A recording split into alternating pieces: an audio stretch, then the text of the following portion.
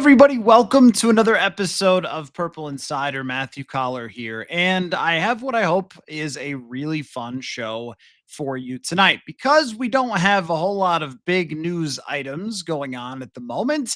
This gives us an opportunity to have some really fun conversations, and one of the things that you guys know about me is that I love to discuss the big picture front office stuff, timelines, winning windows, how teams manage their salary caps, who's building around a rookie quarterback and who's building around a 50 or $60 million quarterback, and how those teams like to manage those things. Specifically, of course, we've talked a lot about the Minnesota Vikings over the last couple of years and how general manager Kwesi Adofo-Mensah has had his superpower essentially being the timeline and understanding how to take down a team, put back together a roster without having to go to the bottom. So here is what we're going to do tonight. I'm going to welcome in my very good friend Manny Hill here, and we are going to talk about, good evening, Manny, the teams that need to win the Super Bowl this year the most. And I gave to Manny a very vague description of this because I want to talk about it the way that we see winning windows and which teams need to compete for the Super Bowl right now, the biggest win now teams in the NFL. So, Manny, here's what we're going to do. I told you to make a list, but what I want to do is actually draft teams from the most desperate. So you pick the most desperate, then I pick the most desperate to win now. And I want to see how many teams we draft before we land on the Minnesota Vikings. So let me hear first, though, Manny, your opinion about whether this is a win now Minnesota Vikings team, because I've asked people that on the golf course, out at TCO Performance Center, it's a conversation in the media room. And some people think, no, why would this be a win now team? And I see Wes in the comments says if they went 9-8, it would be a huge win. He calls it for 9-8 this season. I don't look at it that way. I have been very much on the train that this team is in win now mode. But how do you answer that question, Manny? Are the Vikings a win now team? I think they absolutely are a win now team. And I think it's easy to look at, let's say they go 9-8, with JJ McCarthy starting for the first time in his career as a pro.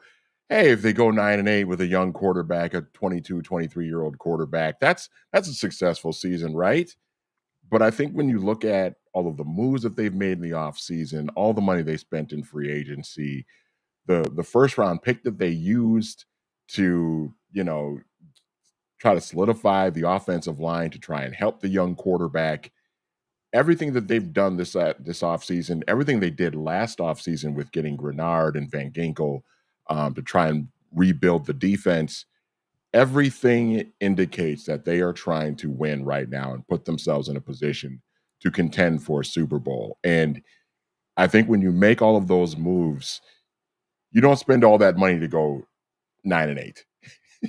You just don't. I think with all of the moves that they made, it's winning time now. Now, is that going to actually happen? We'll see. There's a lot of teams that we're going to go over here on the show tonight that are thinking the same thing, I think, to try and win right now and compete for a championship, because that's what the league is. But I think the mindset with everything that they've done these last two off seasons has to be the win right now. Because otherwise, what's the point? Why not instead just slow cook this thing and try and just build through the draft and try to build up your young players? But they went out and got veteran players who are ready to win right now. Right. Digits says their winning window is 2026 through 2030. And I don't know why their winning window wouldn't be today, right now, because, and just to use some objective outside measure that isn't us who watch this team so closely all the time, and, maybe a comparison across the league. If you look at Mike Clay and the position rankings that he does from ESPN, it's actually a really cool thing. He ranks from, I think it's 1 to 10, every single position in the NFL position group. So offensive line, wide receivers. If you take the quarterback out of that, the Vikings are right there in the top 3, 4, 5 teams in the entire NFL on offense. And then on defense, the only position that wasn't top notch on Mike Clay's rankings was the secondary, which still has some questions about it. But also, I think we all agree that there's a lot of talent there as well in that secondary, and they could still potentially add. When you're talking about a roster that is top 5 in the league, you are in winning mode right now. When the comparisons are the Eagles, the 49ers with Brock Purdy, or with Jalen Hurts in Philadelphia, or if even if you go back to Jared Goff with the Los Angeles Rams on his rookie contract, or the team that Philly beat that defeated the Vikings in 2017, if those are your comparisons, then you are not sitting around waiting until next year and hoping. And the other thing is that eventually that window will close and have to be opened again with the current players that they have, just based on the ages and the contracts of those players. And then you'll have to do some revamping to the roster. But I don't think win now has to mean screwed later. Like, you can look at it that way. And that's why I wanted to give a loose definition for our conversation here, because we might look at these teams that we're going to draft for the biggest win now teams and say, all right, well, this team is screwed later. And maybe they get bonus points in the draft because that's part of it, right? And I think we do think of it that way. Like, you have to win a Super Bowl this year or you are very screwed down the road. But I don't define it that way. I just mean it's time for you as a franchise, with where your roster is and where your team is, to go make it happen. But you might look at it a little bit differently. So my definition of, like, you have to make this happen is that you walk into this season with a legitimate chance. And if you don't make the playoffs, say like Cincinnati did last year, or Philadelphia, where they were eliminated by Tampa Bay 2 years ago in the first round, then it's a massive disappointment for you. That's where the start of the conversation is for me when it comes to these teams. But maybe you looked at it differently when I first pitched this to you. No, I think we're thinking along the same lines. I just kind of look at it as not necessarily, you know, are you screwed if you don't win, but what are the ramifications going forward if you don't win, if you have, let's say, a disappointing season. So, and disappointing season can be viewed for, different ways depending on the team that we're talking about. You know, if the Kansas City Chiefs, who've been to the Super Bowl the last handful of years, basically every year, if they go to the AFC Championship game and lose, that's a disappointment, but that team has enough equity built up to where, it's not like heads are going to roll. Andy Reid's not going to get fired if they go to the AFC Championship game and lose. Like, that's just not going to happen. But what does it mean for somebody like, if you're thinking about like the Baltimore Ravens, if that team can't get over the hump, what does that mean for somebody like John Harbaugh, who's been there for a really long time? The Pittsburgh Steelers, who we'll probably talk about here. Mike Tomlin's been there a very long time. They went and signed Aaron Rodgers. I got to think the mindset for that team has to be trying to win right now. And what happens if that team doesn't make the playoffs? What's going to happen? What are the ramifications going to be going forward? So it might not necessarily mean like, oh, you better win this year, otherwise your window is closing after this year. It's more of like, what's going to happen if you don't live up to the expectations that are bestowed upon you for this season? Right. And I think it doesn't have to mean screwed to weigh that in. Ramifications is a good way to put it. Or how many more shots will you get at this with your current roster or with your current quarterback, et cetera, et cetera. So it is a little bit broad, which I think opens up us to a lot of conversation about each team that we draft, which we'll get to in a minute. But you guys keep your questions and comments coming. Derek says this year will be weak. Next year will be a true contender. I just don't see that. I don't see why that should be. I don't see why this year, looking at what they have on the roster, who they have as the coach, this roster has increased significantly in power from this offseason. They were the busiest offseason team in the entire NFL, adding the interior D line we've asked for, the interior O line that we've begged and pleaded and scratched our eyes out watching through the years for them to increase and improve. They've got a top 5 defensive coordinator. And this right here is right now. It's not a maybe next year or whatever. And I've brought this up about the schedule. I do think the schedule is hard. I don't think the schedule is impossible. And when I researched strength of schedule through the years and compared preseason strength of schedule articles to how the strengths of schedules actually worked out, it didn't really correlate as much as you thought. I mean, that doesn't mean it won't be hard. It just means that as of right now, it's not like it's so hard that they couldn't possibly step on the field with the teams that they're going to play against. So I have set the bar extremely high. And if the only reason you're not setting it as high as McCarthy, that's a reason in my mind to set it high, because they made this decision to move on from Darnold. They made this decision to not bring in Aaron Rodgers and stick with McCarthy. So if they were projecting the performances of those players and decided it was a better idea still to go with McCarthy, then I shouldn't look at it and go, well, if he throws like 14 touchdowns and 6 picks and they go 7-10, then that's fine. That's not fine, because we know that Darnold was capable of what he did last year. And I think that right there sort of says how important it is for this team to win. And why would you sign all those players? Why would they sign here? Why would Jonathan Allen sign here and Javon Hargrave unless they thought this team has a serious chance to win? I shot you 99 says, do you think that the Wilfs have the patience for O'Connell to remain the Vikings coach long term? Mike Tomlin won a Super Bowl, but it's been a long 17 years and he's still the coach of the Steelers.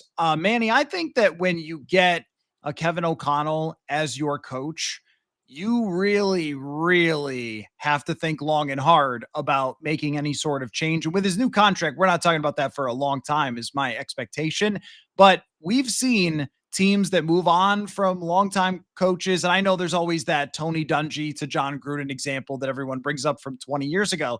But it's not always the grass greener on the other side. It is so hard to find a good coach in the NFL. And if you've found one who's capable of coach of the year, elevating quarterbacks, even in a year where you lose your quarterback, you're right in the mix for the playoffs.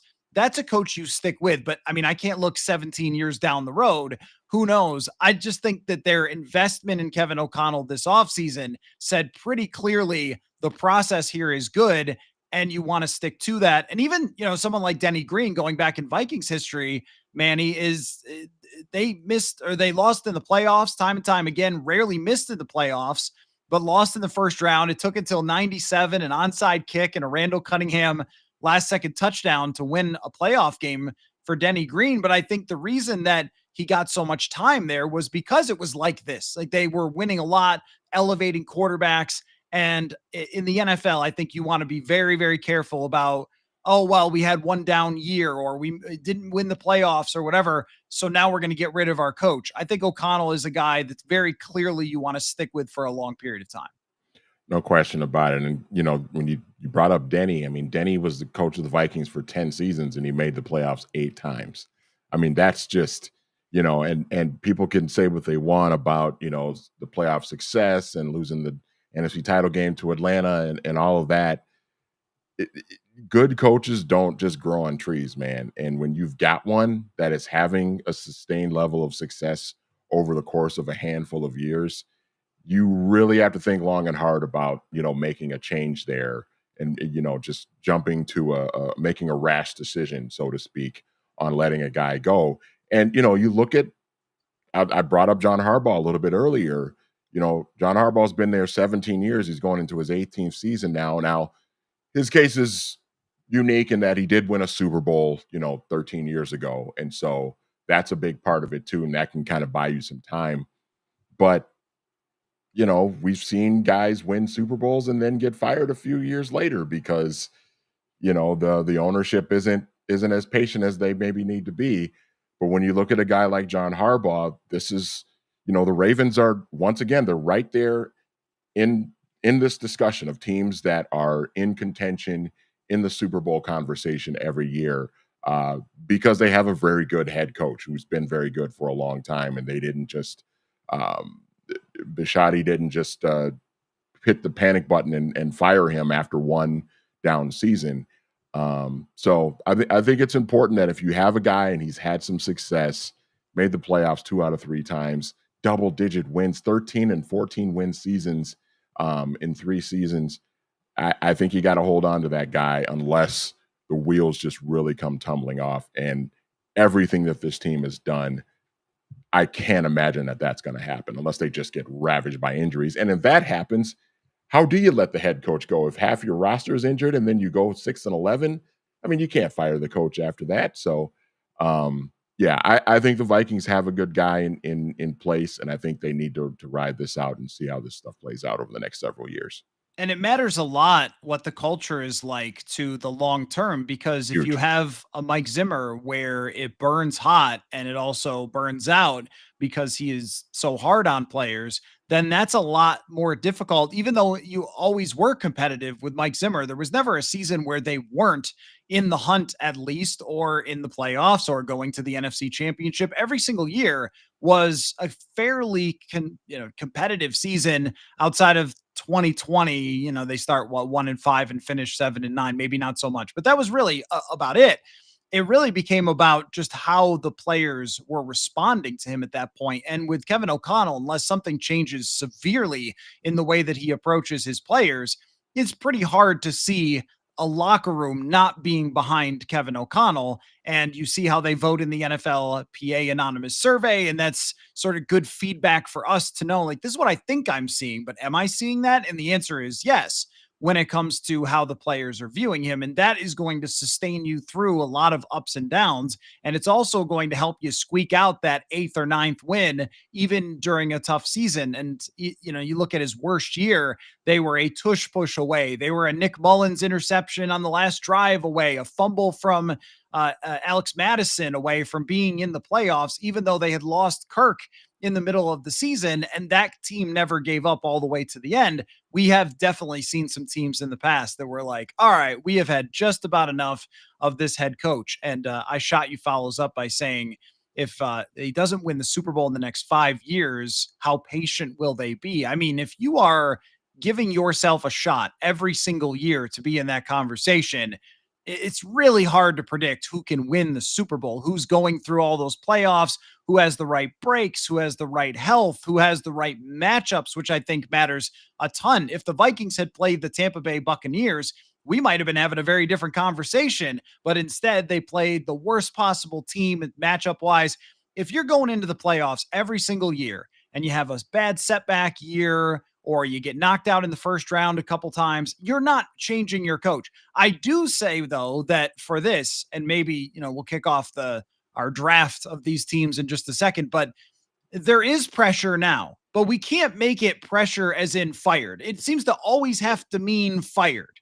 And I understand why that is, because owners fire coaches so often in the NFL. But pressure to win in the playoffs right now, after winning 13 and 14 games and coming away with 0 playoff wins, that is real for Kevin O'Connell. And if they go into the playoffs again this year with a 10-7 record, get knocked out in the first round, then it's going to be what? 4 years of 4 years of Kevin O'Connell with no playoff wins. And if you told everybody when he was hired that he had 4 years and no playoff wins, that would be a huge disappointment, regardless of what happens in the regular season. So that does sound like out of the both sides of my mouth. But if it's being asked about with the Wilfs and being patient, and that tends to mean, would they fire him if he doesn't win the Super Bowl in 5 years? The answer is, of course not. Of course, they're not going to do that. I think they would prefer to have a Mike Tomlin where every year you roll into the season, you've got a legitimate chance to be in the playoffs and be in that hunt. But there will be a year where if there isn't playoff wins, and it sort of starts this year, but I think 2026 would be the real one. If you got to 5 years, no playoff wins, and you're 3 years into the rookie quarterback contract, then we're starting to say, all right, the dial is turned up on the heat on Kevin O'Connell. But that sort of takes us a little bit farther down the road than we need to get. One more from Aaron says, how much improvement do we need to see from special teams this season? Aaron, that is a little bit random, but I think actually the answer is probably a lot, because it was one of the worst units in the NFL last year. And this year, that kickoff is going to matter way more, which I wrote about today at purpleinsider.football. So, Manny, why don't we start our draft here? And how we're drafting teams is most desperate to win the Super Bowl, biggest win now teams. And we're going to see how far we get before we land on the Minnesota Vikings. So, of course, you as the guest, Mr. Hill, you have the first overall draft pick. It means you tanked. So you got the number 1 pick. Who do you think is the most desperate team to win the Super Bowl, the biggest win now franchise in the NFL in 2025? I'm going to go with the Buffalo Bills. Oh, I think just because not because a window is closing or anything like that. I think it's just because they've come so close so many times in the last half decade. And it always just seems to be they had the 1 year where they lost to Joe Burrow, but every year it's always the Chiefs. It's always the Chiefs knocking them out, and they come so close, uh, seemingly every single time. I just think that with the reigning MVP being as great as he is, McDermott is still a very good coach. They've had some good defenses over the years. It's just I think they have to, and it's a franchise too, Collar. That I mean, and you know this. You grew up in Buffalo in that area. You saw so much of that. Those 4 straight Super Bowl losses. This is a franchise in a community that is just desperate for a championship. And when you have a team like that that has a great quarterback that has come so close so many times, I think the Buffalo Bills right now have to feel like the most desperate team to win a championship. I completely agree. And one of the reasons also is when I look at that roster, I don't see a bunch of players that are super young talents. Hey, they're just building around Josh Allen. Give it a couple years. Once these guys hit their prime, they're good to go. And I'm sure everybody there has their favorite pet young player that they think is going to be great. I'm pretty skeptical on Keon Coleman and some other guys on their team that have shown flashes, but maybe aren't quite at their peak yet. But I look at it as they have a roster that is good enough to be in the AFC Championship last year and play with anybody in the NFL last season because of their quarterback. They've also made a bet on that wide receiver position that they can just sort of cobble it together, sometimes with former draft picks that haven't worked out, like Elijah Moore or Curtis Samuel. And just, oh, no. We're going to be the ones like the Patriots with Tom Brady, where they used to bring in like the Jabbar Gaffneys and Dante Stallworths and stuff. And they're like, oh, no, he'll just make them great. Well, they're doing the same thing, and that has to work for them because if they go into a playoffs again and Josh Allen throws for 160 yards and they lose 27-24, everyone's going to say you had a chance to go out and get other wide receivers. You passed time and time again. And it isn't like there's that next guy who's going to sustain them through year after year. So I think there is a ton of pressure. The way that they've lost in the playoffs has just been so crazy. Think about how far that goes back. Wasn't it 2019 where they had the 17 seconds game or 13-second game? I think that was 20. I think that was 2021. Was it 2021? Yeah, I it mean, was the year the Bengals went. It was the year the Bengals went to the Super Bowl. okay, so you're still talking about like years where you're right, yeah, 2021. So you're still talking about like years since their biggest travesty, but then they miss a field goal. Then last year they have a tight end have the ball go through your arms, and there is going to be one of these years where Allen gets hurt or it just doesn't work out for them. And when that happens, it's kind of like the whole thing breaks. And if this year, instead of winning 13 or 14 games, maybe did they play the AFC South last year too? Because I feel like they were a team that got some free wins. Also, maybe I'm wrong about that, but let's say it's only a 10-win season, and it's a lot more difficult. And then they go into the playoffs and lose. You are talking about potentially Sean McDermott being under the gun at that point with that Buffalo Bills team. I think that's a great pick. My next selection would be the Philadelphia Eagles, even though they just won. I did not factor that in. This is just for 2025. So, of course, is there really pressure on everybody? No. That doesn't mean you're going to get fired if you go 9-8 and drop off the side of the earth. But my perspective on the Eagles being the next one is just look at their salary cap situation. And I respect Jalen Hurts a ton. You and I, Manny, going back to our radio days, we're begging the Minnesota Vikings, draft Jalen Hurts, pick your future quarterback, develop him, put him in, it'll work. It worked for somebody else. But I also know the reality of Jalen Hurts is that he isn't the type of quarterback like Josh Allen, where you feel like no matter what's going on around him, this guy is going to get you 12, 13 wins. I don't see that from Jalen Hurts. I don't think of him that way. A quarterback that throws for 2,900 yards is not the type of quarterback that you could just put everything on. They need this freak, and that's no disrespect. Again, he's a great quarterback, but they need this freak roster. And this freak roster may not, I mean, Lane Johnson is 35. And they do have some young talent there, but not all of it. And Saquon Barkley, how much longer will he be at this type of level that can drive their success? AJ Brown seems like he's always dealing with some sort of injury. Then players get more expensive. I think Philadelphia has to make it happen, and they've got to make it happen fast. And look, their GM is so good that they could argue, oh, we'll just reload and reset and everything else. But with this current group, it's got to happen now as far as like them pulling off a repeat. Yeah, no, I like that. And, you talked about like their cap situation. I mean, that's teams are always able to sort of finagle and manipulate the cap. Rob Brzezinski's done it for years with the Vikings.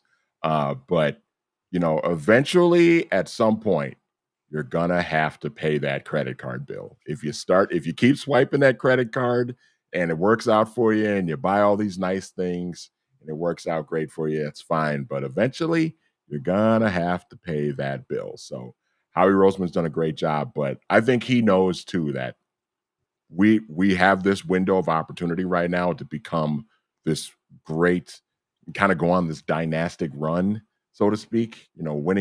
Going to the Super Bowl a couple of years ago and then turning them around and winning it last year, find a way to win it again this year. I think there's something to, kind of feeling desperate, like we got to try and make the most of this window that we have right now. So I like that pick. All right, who is your next selection? My next selection, I'm going to go kind of talking out of two ends of my neck here. I'm going to go with the Kansas City Chiefs. And here's why. Not because I think a window is closing, because I think there's always going to be a window open when you have number 15 at quarterback. But when you look at some of the guys on that roster too, you look at Travis Kelce, there was questions about whether or not he was even going to come back, although I always kind of had a sense he was going to come back, especially losing the Super Bowl. He's not going to want to go out that way. But, Travis Kelce's one of the greatest tight ends of all time, obviously. But how much tread is left on that tire, really, at this stage, 35 years old? And also the head coach, Andy Reid, how long does Andy want to continue to do this? So I think losing the Super Bowl, losing it the way they did last year, just getting the doors blown off of them, that's a very prideful franchise, I think, a prideful quarterback, a prideful head coach, certainly a prideful tight end. I think there's a want to redeem themselves after what happened last year. And also I think they know that the clock is ticking for some of those older players that they want to try and make one more run. So I'll take the Kansas City Chiefs there.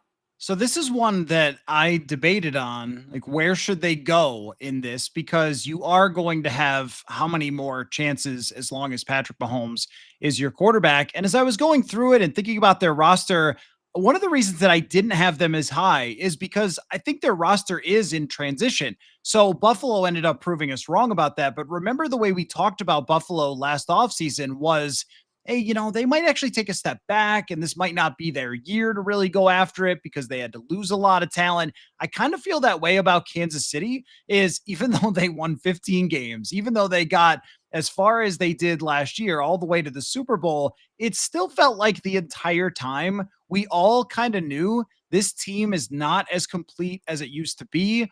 And it will have to go through some sort of overhaul at some point while still winning, because they have Patrick Mahomes. And I think that last year in the Super Bowl, it kind of starts there. And this might be that year. Now, if they get Rashee Rice back, Worthy takes the step forward, maybe they're just, winning 14 games again because they're Kansas City and they have Patrick Mahomes, and maybe their explosive plays start to return. But I look at that thing and go, well, they lost Tooney.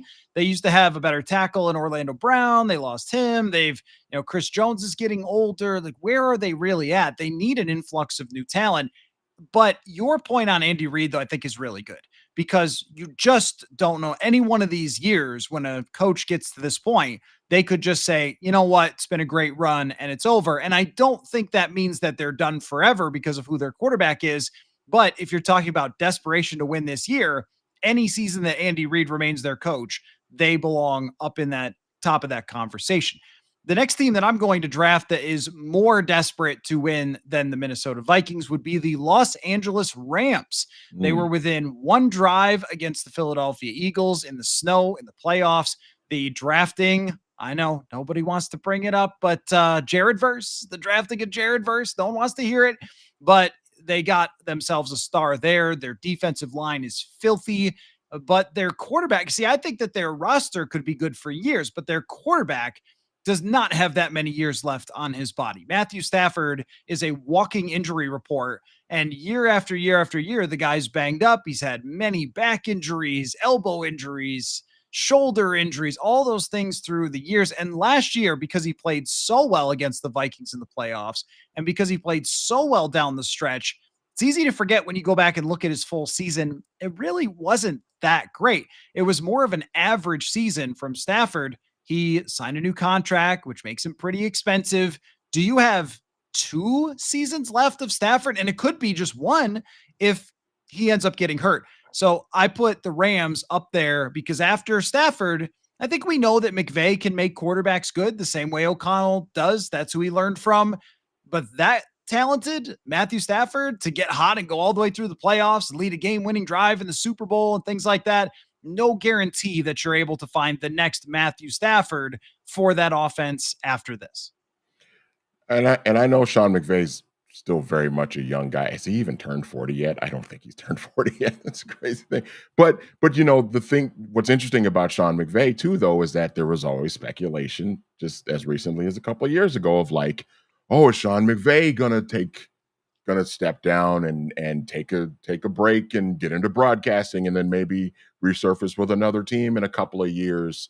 Um, even though he's a very young guy and he's certainly one of the great coaches that we have in the league, you sometimes that job can take a lot out of people. And you kind of wonder like if is Sean McVay one of those guys that is thinking about every offseason, thinking about, do I want to do this another year with this team in this particular situation? So I think that's going to be a question mark too. Maybe, some, question of speculation the next couple of years is just like, how long does Sean McVay want to stick around? If Matthew Stafford decides to retire, is that going to be the time when Sean McVay decides to step away for a couple of years, a year or two to, sort of recharge his own battery, so to speak, too. So that can be a pivotal moment for the franchise too. Aaron brings up the fact that they got that first rounder in the draft from the Atlanta Falcons. They could use that next year to draft a quarterback. But look, there's no guarantee that you draft a quarterback and it works. I mean, the San Francisco 49ers picked Trey Lance, and Kyle Shanahan is as much of a quarterback whisperer as anybody of the last 2 decades. And yet they still had a quarterback that didn't work out. You never really know after that. Maybe McVay doesn't want to go through that. Maybe he wants to take 20 million a year to work for Amazon or something, broadcasting the NFL. I could see that happening. That's a good point because we don't think of a younger coach as somebody who could retire at any time, but that has been out there for a couple years. And if they got really close this year, if they got to the NFC Championship, lost, maybe Stafford retires, I don't know. We'll see. They're always going to be good, but my key thing here is really Stafford, putting them in that securely win now category. Who is your next selection? My next selection is the Detroit Lions. And the reason why I'm picking the Lions is because they've done such a great job of building this roster up. And, they came close 2 years ago. They had a double-digit lead in the NFC title game in San Francisco, and they let it slip away. And before the injuries hit last year, it was like they were the team. It was like, oh, this team is ready. This is their moment. This is their season. Then Aiden Hutchinson gets hurt, and then they lost so many other guys on the defensive side, and that just crushed them in the divisional round against Washington. So I think with all of those guys coming back now, I think that's a team that, with the quarterback, Jared Goff is still very good, but he's on the other side of 30 now. He's going to start getting up there in age a little bit, and you kind of wonder how long he's going to be at his peak, like he is right now. That's a team that I think with with the way that they have skyrocketed into contention the last couple of years, and the way things ended for them last year with all the injuries and just getting beat up, this is I think this is a team that feels like this is our time now. We got everybody back healthy. This is the time for us to win a championship. So I'll go with the Detroit Lions for my next pick. So the other day I had Nolan Bianchi on the show, who covers the Lions for the Detroit News. And we were talking about just this, like, is there regression around the corner? Did they miss their big chance? And very possible that they did, depending on what their new offensive coordinator does and what their new defensive coordinator does, actually. But when you look at the roster, his contention was more of 2 years for Detroit when you look at the roster and the contracts. But if you're in a spot where it's 2 years, or it's all going to probably come apart at some point, or go full Vikings 2019, where everybody just reaches a point of being too expensive, including Jared Goff on a new contract. And there is only so many things you can do with that salary cap. And how much longer is Jared Goff going to be in his prime where he can lead number one type of offenses? I think that they're a really good pick here, and they were up there for me, maybe not quite as high in the desperate to win now, because I do think there's enough young talent that even if they had a step back season and they went 9-8 or something, we're still going into the next year saying, okay, Detroit should still be a favorite. They've still got a loaded offense, a loaded defense. And maybe they just went through some bad offensive line reset or offensive coordinator that didn't work out. Kind of the same way that Philadelphia had that reset year after they hired the wrong offensive coordinator to replace Shane Steichen. And then they got the right one in Kellen Moore. And all of a sudden they get back and win the Super Bowl. So I don't put them quite on the same level as some of these other teams for, oh my gosh, it needs to happen. But they're definitely that team where you know you're going to get only X number of swings, and then you're going to have to reset, because it's not like you have a quarterback who is Jaden Daniels, and that team is not making this list. It's not like you have Jaden Daniels that's 25 years old, and you know that you're going to be building and building every year and have a lot of shots. So I like Detroit. My next pick, though, I think is one of the most desperate teams in general, and they showed their desperation this offseason by playing the game with Ron, the Pittsburgh Steelers. I know Tomlin got an extension this offseason, but this has to be it for Mike Tomlin if this doesn't work out. If they don't get into the playoffs and they don't win in the playoffs and they don't do something serious, go deep, go to the AFC Championship, go to the Super Bowl, then it is a major disappointment for them, because they didn't draft the quarterback. There's no real future at that position. Guys like Cam Hayward are on the older side. Some of their star players, they went all in for, to me, an overrated wide receiver. I would take DK Metcalf as my wide receiver 2 on any team. To carry an offense, that's not my guy. I'm not picking him, especially off of maybe his worst career season. And then to pair with a quarterback that has not played well in this league since 2021. You can smell the desperation in Pittsburgh all the way from Minnesota. So they are absolutely ahead of the Minnesota Vikings on this list. Yeah, I agree. And, you know, it would be different for me with the Steelers if they had set a plan in place, kind of similar to what the Vikings did with, moving on, let's say a couple of years, and they tried it with Kenny Pickett a couple of years ago. It just didn't work out. That was a weak quarterback draft. I get it, but and I don't know what the quarterback class is going to look like next year. We'll see. But if the Steelers' plan was to, all right, Mason Rudolph isn't ideal, but we're just going to sort of take a gap year. We might go like 6-11. But, the idea is that we're going to be in a position to take a young quarterback next year and really try to build things around it. And if you wanted to do that with Mike Tomlin, because we know the Steelers have a history of being very patient with their head coaches. I mean, Bill Cowher went to the Super Bowl in his 4th year as head coach there, and then won the Super Bowl in his 14th season there. And he mixed in some 6-10s and 7-9s along the way in that 10-year gap. So the Steelers are not a team that's going to just fire their coach after one bad season. If the plan is going to be, hey, we're going to try this. We're going to take another swing at a young quarterback and try to make this happen. But they didn't do that. They're going with the route of Aaron Rodgers. So if you're going to sign a 41-year-old four-time MVP, the idea is that you're going to try and win now. The problem is you're in the same division as Joe Burrow and Lamar Jackson. Good luck. No, that's perfectly said, because they have had forks in the road recently where they could say, we're going to take down our roster, we're going to take a step back. And it's actually ironic that the Vikings did this by accident with JJ McCarthy. We've always talked about how the Wilfs, they want to be just like Pittsburgh. They want to be like these teams that are always competitive year after year, that are have good ownership and good management and all that sort of stuff. And they accidentally took a step back, which put them in position to draft their future franchise quarterback. While Pittsburgh, see, it doesn't have to be a full tank. Step back is different. And we had this discussion about when the Vikings first got here with their leadership, Kwesi adofo-mensah, Kevin O'Connell. And I remember saying that they should move on from Kirk and get Marcus Mariota and win 7 games and draft a quarterback. And they did that the next year in 2023, but again, by accident. They only got 4 games, and then it was, or 8 games, 4 wins. And then it's Josh Dobbs, and then it's Mullins. And then we'll never forget when Jaron Hall started on national TV. Was that the same night Kirk took his shirt off and did the Gallahorn thing? That will be forever seared into my memory, unfortunately. But it was just an accident.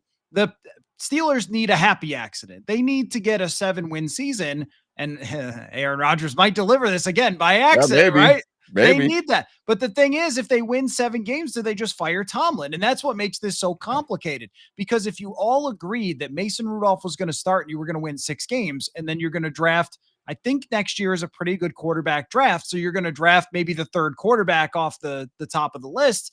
That's a good plan. And this is why we give credit to the Vikings for understanding timelines and their plans.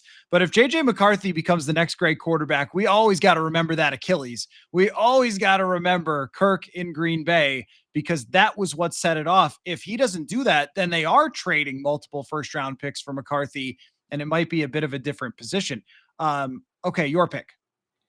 My pick, I'm going to, and I'm wavering on this because I've got 2 teams, but I'm going to go with the Cincinnati Bengals here.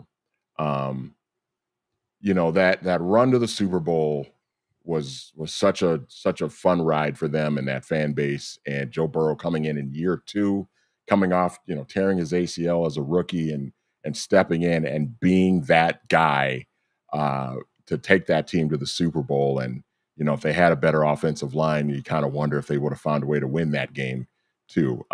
But it's been, and obviously the next year they got back to the AFC title game and lost in heartbreaking fashion to the Chiefs.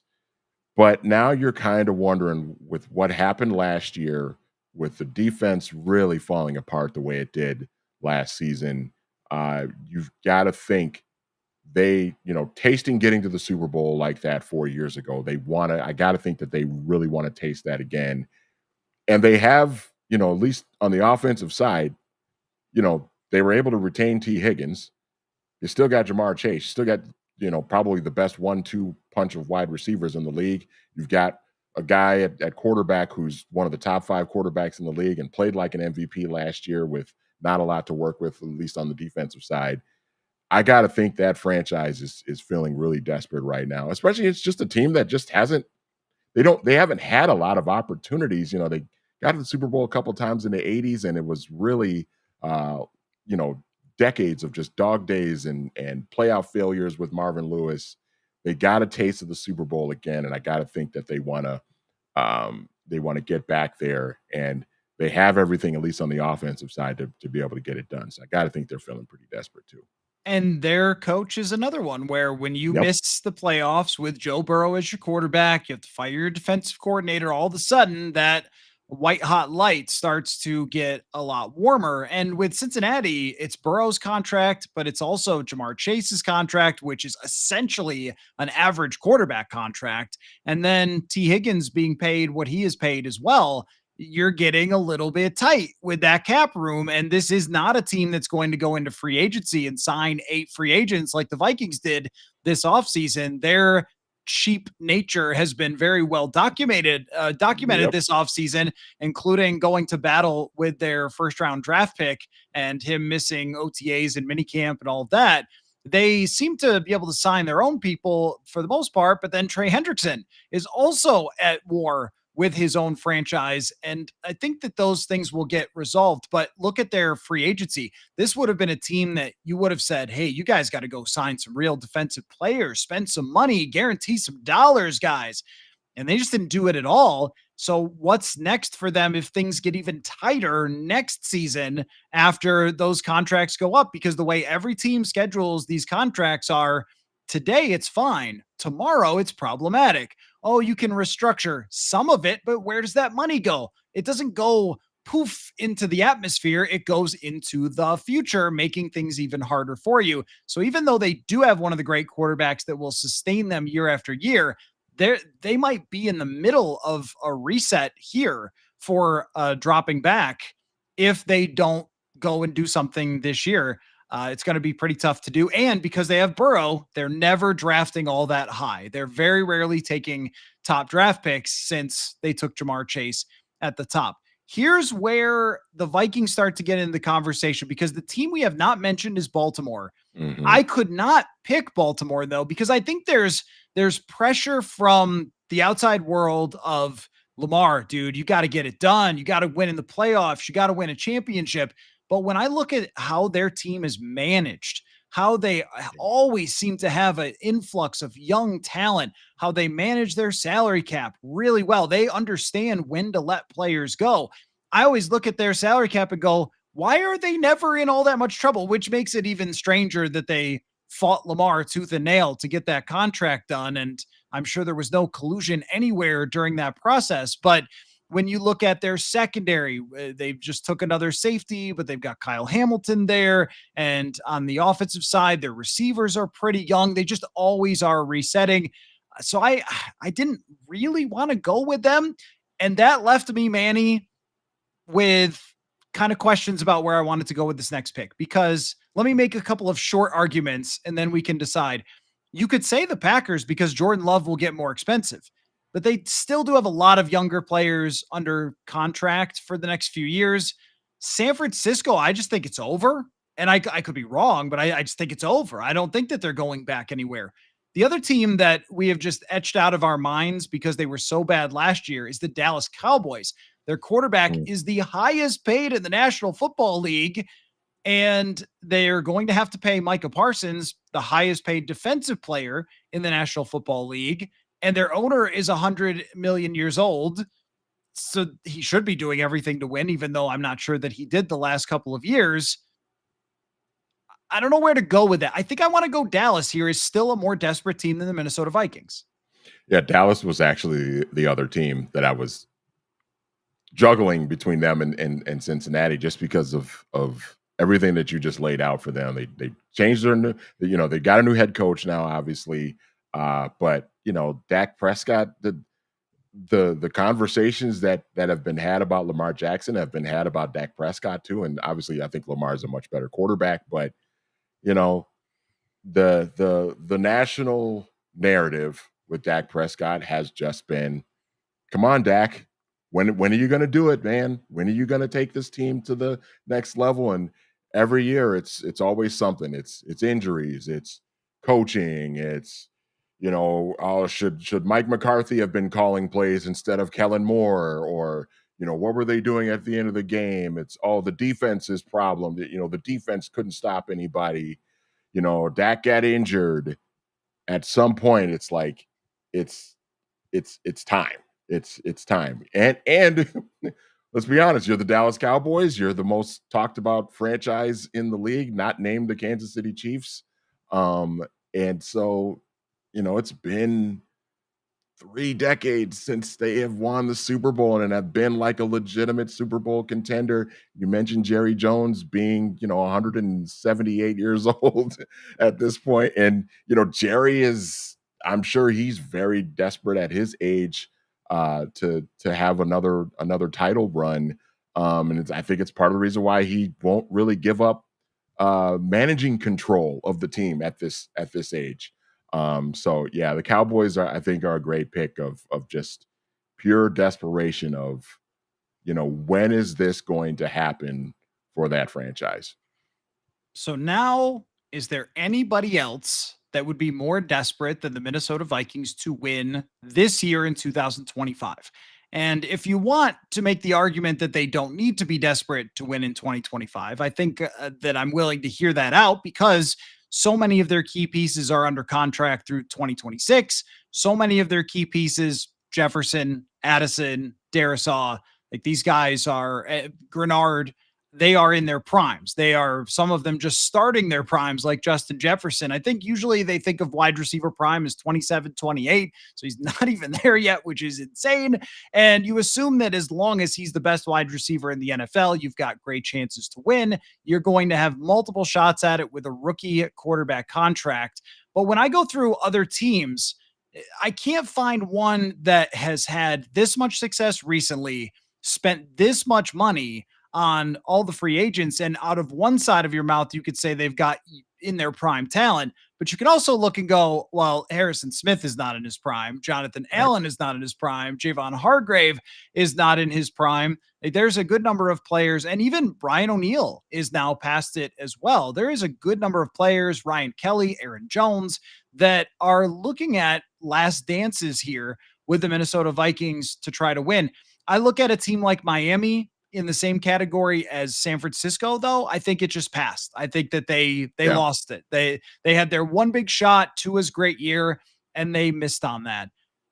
The Chargers look to me like a team that's still building around Justin Herbert, Mhm. that they're going to need probably another year. They were really good last year, but to have a behemoth team, I thought they drafted well. So maybe they're on the rise. But if they don't win this year, I think they'll continue to run it back a few more times. Denver has Bo Nix. I just sort of running through the other teams. I Houston Houston seems like, I mean, they've done a nice job of building that team, and they've kind of taken advantage of a weaker division, but it still feels like CJ Stroud is still kind of ascending and that there's room for more growth there, and room for more ascension into greatness perhaps for him. So it doesn't really feel like they're super desperate. Although that's a division that it feels like they should be able to own and control at least for the next couple of years. So outside of that, I don't know if there's really anybody else. So this brings us to the discussion of who is more desperate to win this year, the Minnesota Vikings or the Green Bay Packers? What is your answer? I'm gonna go. I'll go Vikings. I'll go Vikings just because of what we've talked about before.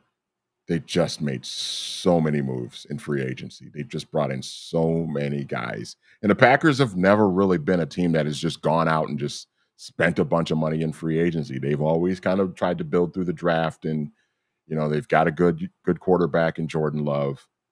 I think with just everything, if you're talking about those two teams specifically and comparing them, I think with everything the Vikings have done over those last two off seasons, I think it is time to win now.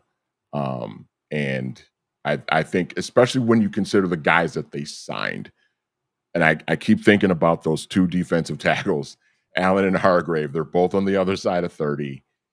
They're good players still, but it's like how much how much good production are you realistically going to have with those two guys? This year, 2025 might be it. And we sometimes we see defensive tackles age fairly well, but you just never know. So I think this is a big opportunity for them, for the Vikings. And I think even though they've got the young quarterback, I think with everything else that they've tried to surround him with, I think this has to feel like a pretty desperate year to win. So on both sides of the argument, I think you could say Green Bay because they've paid Jordan Love and Yeah. the quarterback contract is so relevant to any conversation about this. But you could put on that same side. And look, they've had their coach for a long time. And anytime you've had a coach for a long time who's come up a little bit short over and over again, we were talking about this with Mike Tomlin, that even if you're really good, they'll start to look around and go, okay, do we need somebody to get us over the top? And if Matt LaFleur missed the playoffs after an embarrassing first round exit last year and an 11-win team that played the NFC South and maybe wasn't really or I'm sorry, the AFC South, and probably wasn't really a true contending team when they got to the playoffs. That I think their numbers were pumped up a little bit like everybody else's were, only the Vikings were pumped up to 14 and the Lions were pumped up to 15, and the Packers were just sort of an average playoff team that got knocked down. And if Jordan Love doesn't take this magical step forward that is supposed to happen because of wide receivers, then you're looking at the coach, you're looking at the contract, and you're going, how do you escape this middle? So there's two different forms of this where they could get stuck in Kirk Viking land, which means year after year, you're just kind of another team in the league that's pretty good. And that's a place you don't want to be. Whereas the Vikings, if they lose, they're fine. If they lose in the first round of the playoffs, they're fine for 2026. However, you have the coach of the year, 14-win season. You moved on from that quarterback. You made bold plays around JJ McCarthy. So the pressure is on. And I think this is my theory, Manny, of why so many people will say, hey, look, I mean, if they have an average season, like, that's okay. Well, I mean, one, it's logical to say McCarthy will be here for a long time, and it's not the end of the world for his era if they go 9-8. That means he probably played okay. I also think it's a bit of a defense mechanism because of how long it's been since the Vikings have been in this mode of like, hey, it's really time to go. It was time to go going into 2016 before Teddy Bridgewater got hurt. It was time to go heading into 2018 before that all fell apart. Since then, though, since then, how many seasons have you walked into where you've said, hey, this team is legit top to bottom. They've been built this way. They're coached this way, et cetera, and they should have a serious shot at it. I think it's a little bit of an uncomfortable place for Vikings fans to be because it's just been a while. Yeah, I defense mechanism is a great way to put it because I think it's natural for Vikings fans, and I'll throw myself into this category too, of being so used to heartbreak that you just try to find ways to sort of set yourself up for the inevitable disappointment. So you try to convince yourself, well, if they go 9-8, yeah, well, that's all right, because we've got the quarterback, and if the quarterback plays well, then yeah, they're gonna be fine. But I still keep going back to everything that they did. Every move that they made says, no, this team should be able to contend. Now, does that mean that if they don't win the Super Bowl, that it's just a massive disappointment? No, but I think you have to be legitimately in the conversation. You have to be going into the postseason thinking, oh yeah, this team can go to the Super Bowl. This team can go to the Super Bowl and make it happen. If you end the season not feeling like that, then I think that in particular is a disappointment. And so I don't want to put myself in a position to where, well, if they go 9-8 and JJ McCarthy plays okay, that's all right. Because I know what they did in this offseason. They went and got two really good defensive tackles who are 30 plus years old. And Harrison Smith, this might be it for him. Like, it's time. Let's do it now. Jordan Mason, getting him in to give, Aaron Jones, who's a really good running back, but a guy that we saw kind of wear down in the season last year. You went and got a guy to try and get the most out of Aaron Jones and keep him healthy for the entire season. So you made all of these moves to try and win right now. So the expectation should be there. And I think it's a really good place to be when you're there. And I'll make a Timberwolves comparison. I mean, how many years going into a season would we have said about the Wolves? Who cares? I mean, they're Right. not going to win. It's, maybe at best they can sneak into the playoffs and then we'll see, et cetera, et cetera. And as soon as they make the Rudy Gobert trade, this is kind of, to me, a big bang moment for when it's real that you're taking your big swing. And for the Vikings, it's the minute that Geno Smith gets traded to the Raiders and it's inevitable that Sam Darnold is going to the Seattle Seahawks. When that happened, that's where it felt to me like this is the big bang of you're really going for it with JJ McCarthy. And if they had brought back Darnold, they still would have been in win now mode. In fact, it might have been even more pressure if they were in win now mode. But doing that was, oh, okay, this is not a they take it slow type of offseason. They bring back everybody, they bring back all these veteran players around JJ McCarthy. That means to me, you believe in this way of going about it. And there's pressure that goes along with that. It's just like the Wolves, though. Anthony Edwards is going to keep the Minnesota Timberwolves in the conversation no matter what they do or who they trade or who they acquire. But these last 2 years have been big time win now around Anthony Edwards. And I think of that as this year and next year for the Vikings is that this group will eventually break up in a couple of years. There's no way around it. So it is chips to the middle of the table, and having a real legitimate chance to do it, I think puts them ahead of some of the other teams that could have been on our list. So, Manny, this has been fun. This is the Win Now off-season special with Manny Hill. What has been on your mind, by the way, just before we wrap up the conversation? If you guys want to jump in with some questions, I'll stick around and answer questions as well if you want. I got some time. Sun doesn't go down till like 9 o'clock now, so I can still hit golf balls in the backyard in my golf net before the sun goes down. So, what is it that you've been thinking about during this dead time, like post mini camp, getting ready for training camp? What's on your mind? I'm just kind of chomping at the bit, especially since the Wolf season ended a couple of weeks ago in the conference finals. The Twins, their season has kind of gone down the down the drain with the injuries, and it's not good right now, especially after this past weekend. Oh my God, that was bad. Um, so now we're kind of going into those dog days of summer, and I'm just kind of when you texted me today and said, "Hey, let's pod tonight," I was like, it got me back into the mood of like, I'm ready for training camp, man. I'm ready for this team to really see everything that they've done, all the moves that they've made. Getting Donovan Jackson in the first round. I'm ready to see him sort of fit in on this offensive line and seeing what that unit looks like and protecting JJ McCarthy. Like I'm ready. It's now it's kind of like, is it training camp yet? Is it training camp yet? Is it training camp yet? So that's kind of what's been on my mind now the last couple days for sure. I've been thinking also about that we still have almost an entire month until Yeah. training camp, which allows us to have fun conversations like this one, but also makes me anxious to get there as well.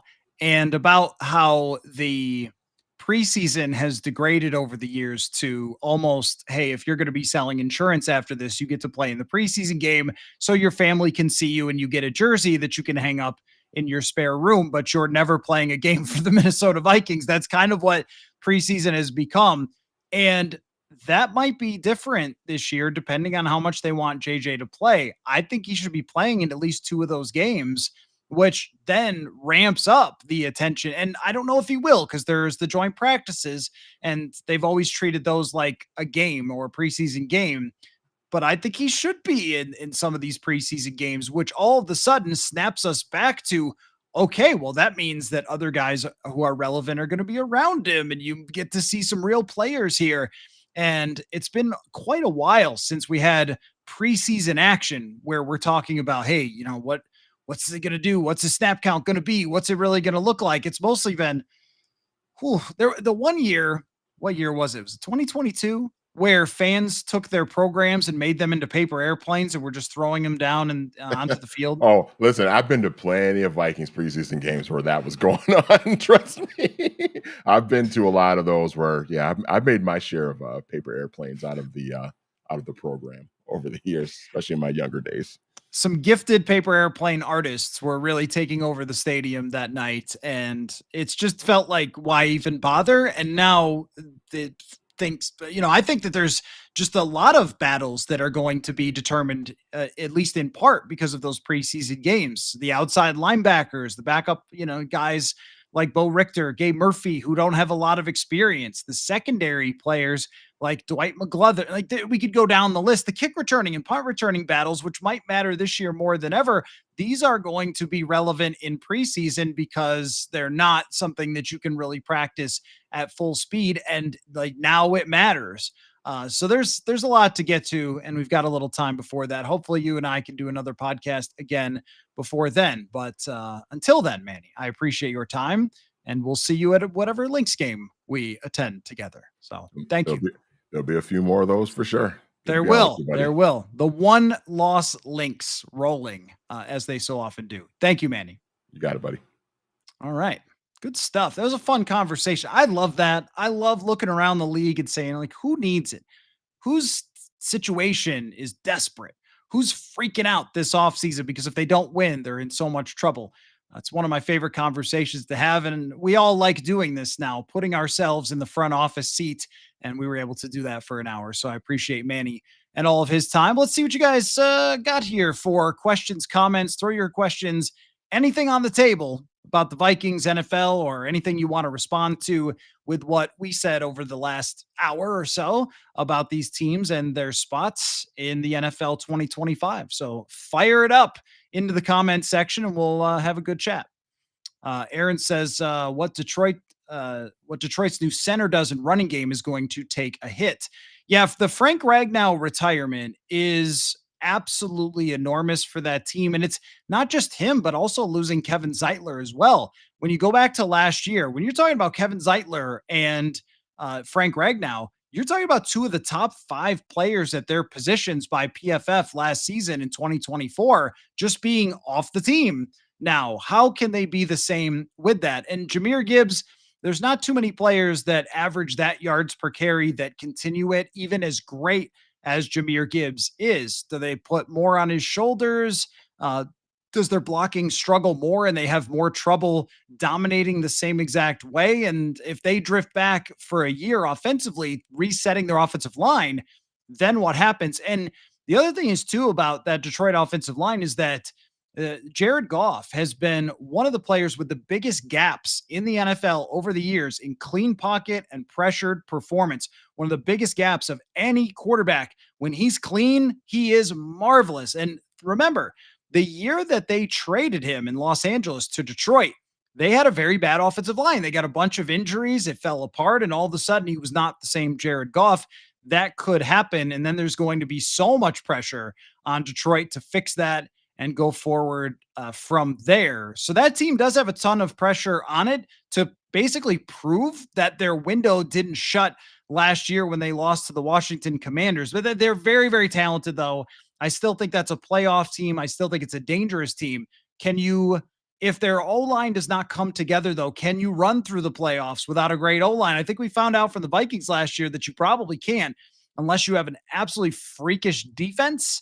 And they might. I actually do think there's room for improvement in their defense. Aaron Glenn did a good job last year, but overall was not someone that blew my mind with schematics, and they might find somebody who does. Nick says, outside of JJ McCarthy, which new starter is most vital to the success of the team this year, and why is it our new center? Well, Ryan Kelly is a great pick, and I might have gone with Ryan Kelly myself because you are talking about someone who is managing the young quarterback. And with the Vikings under Garrett Bradbury, the thing that was always on our mind when he was the center was, okay, who's the opposing defensive tackle? And is he going to steamroll Garrett Bradbury? And at times that did happen. But I never felt like they were great at dealing with stunts, twists, blitzes, things like that. Free runner was said a lot on this podcast while Garrett Bradbury was the center. I think he was a good leader and I think he was a smart guy, but there's something with Ryan Kelly where he is in command. Like, you spend a little time talking to that dude and you get it right away. Okay, there is no question about who is running this offensive line. And Kelly has just seen so much over his career. Is he ever so slightly better at communicating with the other offensive linemen? And the better you have on the interior to work with as that communicator. That was one thing about Bradbury that I always want to give him, is that he was always working with somebody new. And most of the time, that person was a former tackle who was drafted in the 6th round, or a backup with the Jets that shows up, or a backup with the Bears that shows up. And Garrett Bradbury has to work with them as opposed to being kind of helped out by his right and left guards. And in this case, now you have a 1st round talent and a $17 million guard. There's a lot to work with for Ryan Kelly, but he is in command of that offensive line, and that is a huge asset for them. I do think that that's a really good pick for which is most vital to the success. I might toss out there that Jordan Mason could be on this list.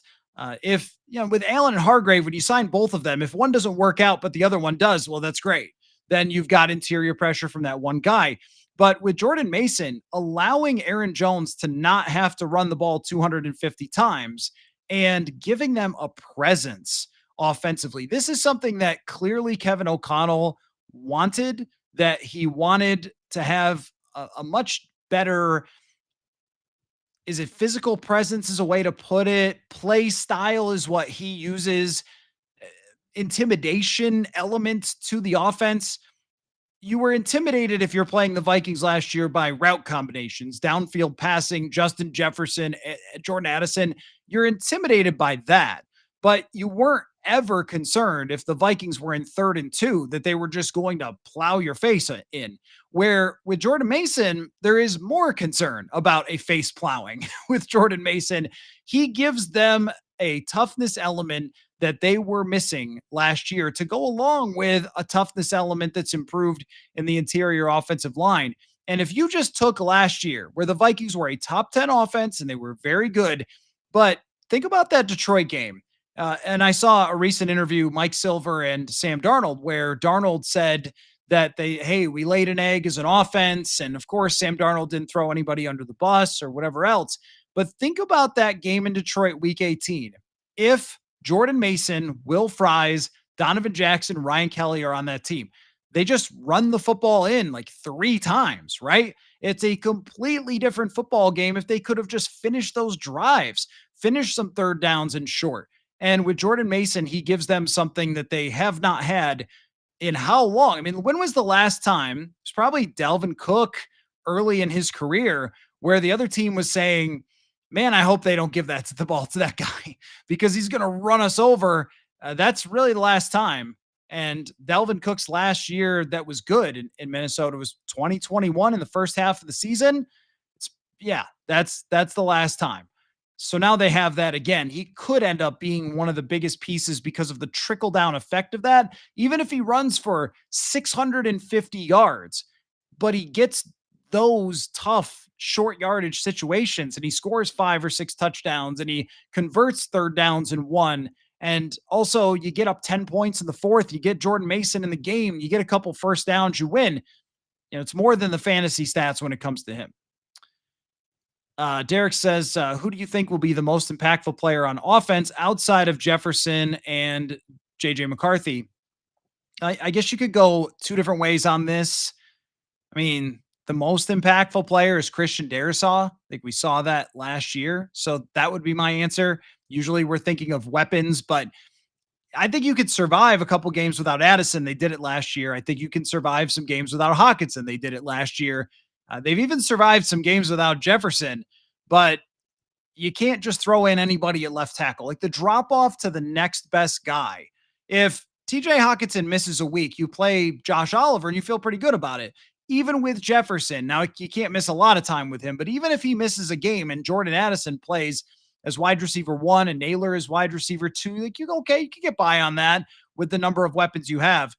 You can't miss Christian Darasaw for 5-6 weeks. And we really saw last year how Cam Robinson did a good job when he first arrived, but the more it went along, the more that position got exposed. And it was a reminder, oh yeah, that's what it used to look like at left tackle all the time for the Minnesota Vikings offense. Darasaw is the most impactful player because he is a top 3 run offensive tackle. He is an elite pass blocking offensive tackle. So you're talking about a rookie quarterback having security in the pocket because of his left tackle. And then the running game, if you go to that left side and you have Donovan Jackson, one of the better athletes at his position instantly, and Christian Darasaw, and maybe you throw Josh Oliver over there, that's pretty good. That's something you can really work with. Now, if it was Justin School for an extended period of time, he can play a little, but it's not the impact of the left tackle who is elite. So I think I would pick him. As far as underrated impacts, I think that's what we want to find out in training camp is there somebody on this offense who is going to have an underrated impact? Is it Rondale Moore? Is it Ty Felton? This year's Vikings roster kind of gives us options for that. Is it Gavin Bartholomew or Ben Urasek or somebody like that who could step into a role and potentially handle more than we would have expected? Because my expectation right now of Rondale Moore, we'll see if he even makes the team. That type of player has not really thrived for the Vikings over the years. The Kendall Wright, the Albert Wilson, the Tajay Sharp, that deep in the weeds, cheap wide receiver who once upon a time did something for somebody else. We haven't seen a whole lot of success with that, but maybe it's Rondale Moore and Ty Felton. My expectation right now is that Ty Felton doesn't play a whole lot in year one as he develops behind Jalen Naylor. And then in year two, that he'll get a lot more opportunity, but does he kind of force them to do that? Bob, maybe being snarky, maybe not. Are we trading another 5th round pick for Cam Akers? It's never over with Cam Akers and Kevin O'Connell. You have to find somebody that looks at you the way that O'Connell looks at Cam Akers and talks about you the way that he talks about Cam Akers. Akers was good for them last year.